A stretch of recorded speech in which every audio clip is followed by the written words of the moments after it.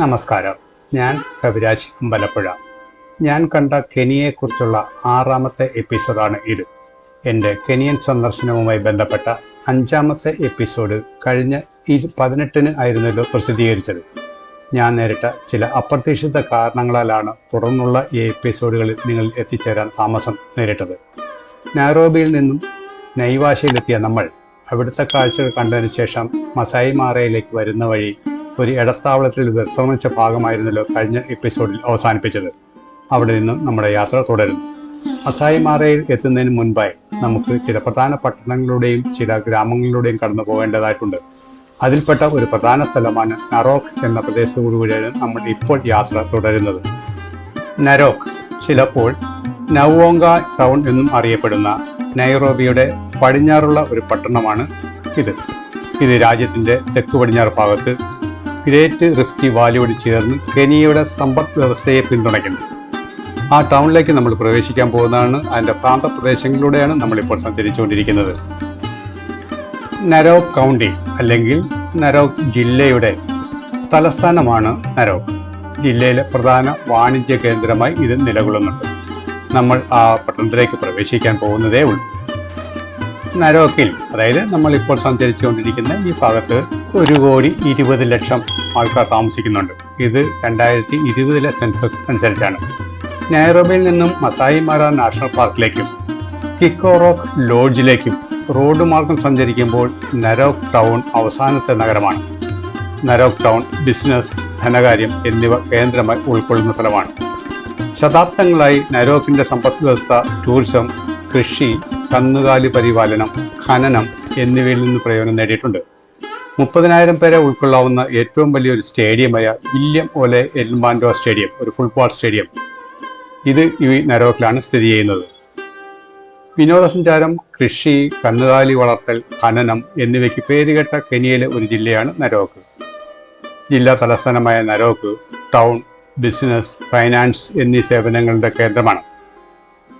Masai മാര national പാർക്കിലേക്കും കിക്കോറോക്ക് ലോഡ്ജിലേക്കും എത്തുന്നതിന് മുമ്പുള്ള അവസാനത്തെ നഗരമാണ് ഞാൻ നേരത്തെ സൂചിപ്പിച്ചിരുന്നല്ലോ. നരോക്കിൻ്റെ സമ്പദ് വ്യവസ്ഥയ്ക്ക് അതിൻ്റെ ഹോർട്ടിക്കൾച്ചർ മേഖലയും മാറ മേഖലയിലെ പഞ്ചസാര വളരുന്ന ബെൽറ്റും വളരെയധികം പ്രയോജനപ്പെടുത്തുന്നുമുണ്ട്. നമ്മൾ അതിൻ്റെ ആസ്ഥാനത്തൂടെയാണ് ഇപ്പോൾ കടന്നുകൊണ്ടിരിക്കുന്നത്. നഗരപ്രദേശത്തിലൂടെയാണ് നമ്മളിപ്പോൾ സഞ്ചരിച്ചുകൊണ്ടിരിക്കുന്നത്. കെനിയയുടെ ഭൂരിഭാഗം ബാർലിയും ഗോതമ്പും ഉൽപ്പാദിപ്പിക്കുന്നത് ഈ നരോക്ക് ഫീൽഡിലാണ്. ബീഫ്, പാൽ, ചോളം എന്നിവയുടെ പ്രധാന ഉൽപ്പാദന കേന്ദ്രം കൂടിയാണ് ഇത്. നമ്മൾ ടൗൺ എത്തിക്കഴിഞ്ഞു. ഞാൻ നേരത്തെ സൂചിപ്പിച്ചിരുന്നല്ലോ, ഇവിടുത്തെ ജനസംഖ്യ ഏകദേശം 1,20,00,000 ഒതുങ്ങി നിൽക്കുന്നു. ഭൂരിഭാഗം മസായി പ്രദേശത്തെ തദ്ദേശീയരും നരോക്കിനെ എൻകരേർ നരോക്ക് ആയി കണക്കാക്കുന്നവരുമാണ്. അതായത് പ്രാചീനമായിട്ടുള്ള സംസ്കാരങ്ങൾ ഇന്നും ഉൾക്കൊള്ളുന്നവരും അത് പരിപാലിക്കുന്നവരുമാണ് ഇവിടെ കഴിയുന്ന മുഖ്യ പങ്കവും. കെനിയയിലെ പ്രധാന ഗോത്രങ്ങളിൽ ഒന്നാണ് മസായി. പ്രധാനമായും രാജ്യത്തിൻ്റെ തെക്ക് പടിഞ്ഞാറൻ ഭാഗങ്ങളിൽ ടാൻസാനിയയുടെ അതിർത്തിയിൽ ചിതറിക്കിടക്കുന്നു. പല മസായികളും പലപ്പോഴും നാടോടി ജീവിതമാണ് നയിക്കുന്നത്.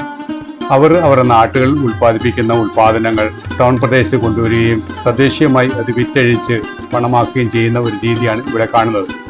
അവരവരുടെ കൃഷിയിടങ്ങളിൽ ഉണ്ടാക്കുന്ന ഉൽപ്പന്നങ്ങൾ, അത് തക്കാളി, പച്ചക്കറികൾ, മറ്റു പല ഉൽപ്പന്നങ്ങളും ഈ മസായിയുടെ ഈ പ്രദേശത്ത് നരോക്കിൻ്റെ ടൗണിൽ കൊണ്ടുവരികയും അവിടെ വിൽക്കുകയും ചെയ്യുന്ന ഒരു ഏർപ്പാടാണ് നമ്മളിപ്പോൾ കണ്ടുകൊണ്ടിരിക്കുന്നത്. ഇത് ഉടനീളം, അതായത് കെനിയയുടെ പല ഭാഗങ്ങളിലും നമ്മൾ സഞ്ചരിക്കുമ്പോൾ കാണാവുന്നതാണ്. ഉൾപ്രദേശങ്ങൾ കടന്നു നമ്മൾ ടൗൺ പ്രദേശങ്ങൾ മറികടന്ന് നമ്മൾ ഉൾപ്രദേശത്തേക്ക് കടന്നു കഴിഞ്ഞു. ഇവിടുത്തെ കാര്യങ്ങളാണ് വളരെ രസകരമായിട്ടുള്ള ചില കാര്യങ്ങളുണ്ട്. നൈവാഷയിൽ നിന്നും മസായി മാറയിലേക്കുള്ള യാത്രയിലെ 2ാം ഘട്ടത്തിലേക്ക് നമ്മൾ പ്രവേശിച്ചു കഴിഞ്ഞു. വേണമെങ്കിൽ നമുക്കത് 3ാം ഘട്ടമാണെന്നും പറയാം. കാരണം ആദ്യത്തെ ഘട്ടത്തിൽ നമ്മൾ കഴിഞ്ഞ എപ്പിസോഡിൽ വിവരിച്ചിരുന്നല്ലോ. അതിനുശേഷം നറോക്ക് പട്ടണം, ആ ജില്ലയും കഴിഞ്ഞു നമ്മൾ ഇപ്പോൾ എത്തിയിരിക്കുന്നത് തലേക്ക് എന്ന ഗ്രാമപ്രദേശത്തൂടെയാണ് നമ്മളിപ്പോൾ യാത്ര ചെയ്യുന്നത്.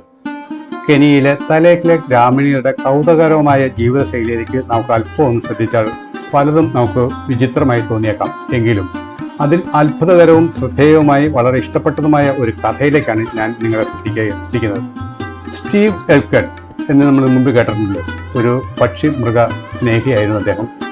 ഓസ്ട്രേലിയ ബേസ് ചെയ്തിട്ടുള്ള അദ്ദേഹത്തിൻ്റെ ജീവിതശൈലിയും മറ്റും പല BBC ചാനലുകളും അല്ലെങ്കിൽ ഡിസ്കവറി ചാനലുകളൊക്കെ നമ്മൾ കണ്ടിട്ടുണ്ടായിരിക്കില്ല മുൻപ്.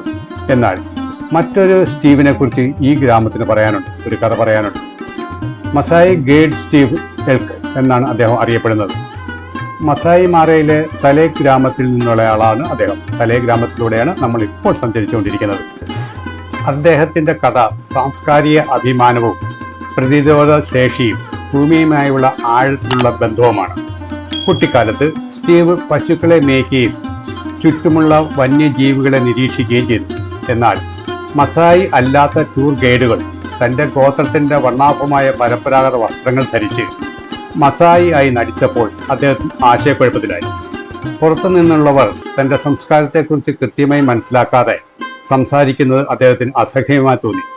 തൻ്റെ പൂർവിക ഭൂമിയുടെ സംരക്ഷകൻ എന്ന നിലയിൽ ഉത്തരവാദ ബോധത്താൽ നയിക്കപ്പെട്ട സ്റ്റീവ് ഒരു മസായി അംബാസഡറാകാൻ തന്നെ തീരുമാനിച്ചു.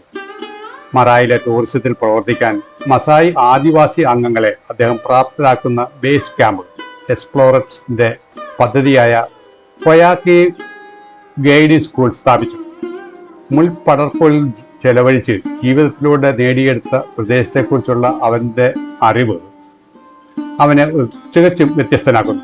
അതായത് സ്റ്റീഫിനെ നമ്മുടെ ഈ പ്രദേശത്തൂടെ, സ്റ്റീഫിന്റെ ജന്മസ്ഥലമായ പ്രദേശത്തൂടെയാണ് നമ്മളിപ്പോൾ നടന്നു പോകുന്നത്. ഞാൻ മുൻപ് സൂചിപ്പിച്ച പോലെ കന്നുകാലി വളർത്തലും മറ്റുമാണ് ഇവിടുത്തെ പ്രധാനമായിട്ടുള്ള ജീവിത മാർഗങ്ങൾ ഒന്ന്. സ്റ്റീവ് വന്യജീവികളെ അടുത്ത് കണ്ടുമുട്ടുകയും നിരീക്ഷണത്തിലൂടെ അവയുടെ പെരുമാറ്റം പഠിക്കുകയും അതിജീവന കഴിവുകൾ വികസിപ്പിക്കുകയും ചെയ്തു. സിംഹങ്ങൾ, പുലികൾ, ചീറ്റകൾ, ആനകൾ, എരുമകൾ എന്നിവയ്ക്ക് ഒരു രഹസ്യവും ഇല്ല എന്നാണ് സ്റ്റീവിന്റെ അഭിപ്രായം.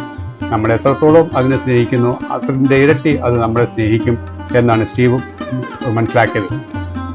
പ്രകൃതിശാസ്ത്രത്തിനായും പിന്നീട് ഒരു വഴികാട്ടിയായും സ്റ്റീവ് ഈ അറിവിന്റെ സമ്പത്ത് സന്ദർശകർക്ക് പങ്കിട്ടു കൊടുത്തു. മസായി മാര നാഷണൽ റിസർവേയിലും അടുത്തുള്ള നബോയിഷ കൺസർവേഷനിലും അദ്ദേഹത്തിന്റെ മാർഗനിർദ്ദേശത്തിന് കീഴിലുള്ള ഓരോ നിമിഷവും മാന്ത്രികമാണ്. ഈ മൃഗങ്ങളെ എണ്ണമറ്റ തവണ അദ്ദേഹം കണ്ടിട്ടുണ്ടെങ്കിലും അദ്ദേഹത്തിന്റെ അത്ഭുതത്തിന് ഒരു കുറവും സംഭവിക്കില്ല. ഓരോ കാഴ്ചയിലും യഥാർത്ഥ ആവേശം ഉണരുന്നു. കൊള്ളാം, അയ്യോ ദൈവമേ. അത് തൻ്റെ ആദ്യത്തെ കണ്ടുമുട്ടൽ പോലെയാണ് അദ്ദേഹം ഓരോ കണ്ടുമുട്ടലിനും പ്രതികരിക്കുന്നത്.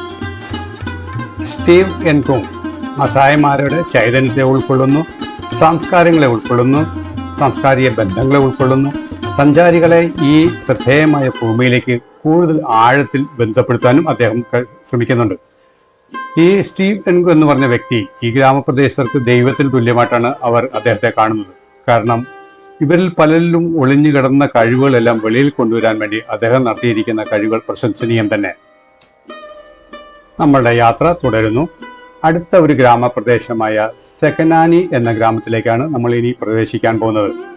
മസായി മാര നാഷണൽ റിസർവിന്റെ കിഴക്കൻ അതിർത്തിയിൽ വിശാലമായ സേവന സമതലങ്ങൾക്കിടയിലാണ് സെക്കനാനി ഗേറ്റ് സ്ഥിതി ചെയ്യുന്നത്. ഈ ഗ്രാമത്തിന് വളരെയധികം പ്രാധാന്യമുണ്ട്. കാരണം ടൂറിസ്റ്റുകൾക്ക് താമസിക്കുവാനും മസായി മാറ സന്ദർശിക്കാൻ വരുന്ന വിദേശ ടൂറിസ്റ്റുകൾക്കും വിനോദസഞ്ചാരികൾക്കും താമസിക്കാൻ വേണ്ടുന്ന ടൂറിസ്റ്റ് കേന്ദ്രങ്ങൾ കൂടുതൽ ഉൾക്കൊണ്ടുകൊണ്ടുള്ള സ്ഥലമാണ് ഇത്. നമ്മൾ യാത്ര ചെയ്ത് കഴിഞ്ഞ ഗ്രാമവും നമ്മളിപ്പോൾ സഞ്ചരിച്ചുകൊണ്ടിരിക്കുന്ന ഈ ഗ്രാമവും കംപ്ലീറ്റ്ലി, അതായത് മുഴുവനായും റഫ് റോഡാണ് പ്രദാനം ചെയ്യുന്നത്. നമുക്ക് ഈ റോഡിലൂടെ യാത്ര ചെയ്യണമെങ്കിൽ 4 വീൽ ഡ്രൈവ് ജീപ്പുകൾ മാത്രമാണ് ഉപയോഗിക്കാൻ സാധിക്കുന്നത്. അതിലൂടെ ഉള്ള യാത്ര ഈ ഒരു ത്രില്ല് തന്നെയായിരുന്നു. ഓരോ ജീപ്പിലും ഞങ്ങൾ 5 പേരടങ്ങുന്ന സംഘമായിരുന്നുവല്ലോ യാത്ര ചെയ്തിരുന്നത്. ഇതിൽ പിടിച്ചിരിക്കുക എന്നത് തന്നെ ശ്രമകരമായ ഒരു കാര്യം തന്നെയായിരുന്നു.